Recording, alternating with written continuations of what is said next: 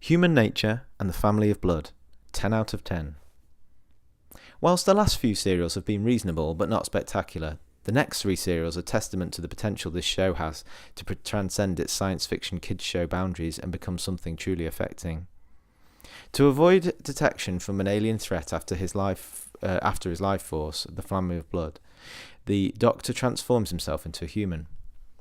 He stores his Time Lord self in a special fob watch that he asks Martha to look after, and takes on the alias of Mr. Smith, an alias that the Doctor has always used since the Troughton days, beginning life as a human teacher in a school in 1913.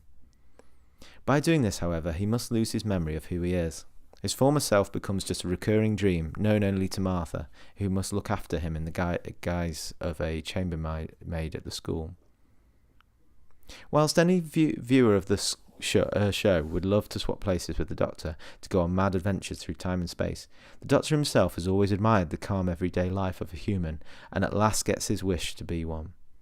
Things get really complicated, however, as his human form falls in love with Miss Redfern, one of the other teachers. There are 2 really truly tragic sides to this story.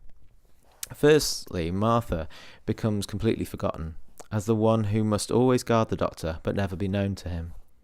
Secondly, we see the Doctor finally able to live an ordinary life and fall in love, only to have to give it all up again when the Family of Blood catches up with him.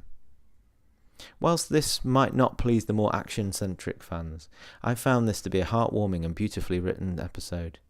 Poignant, moving and unforgettable, an essential viewing for any Doctor Who fan.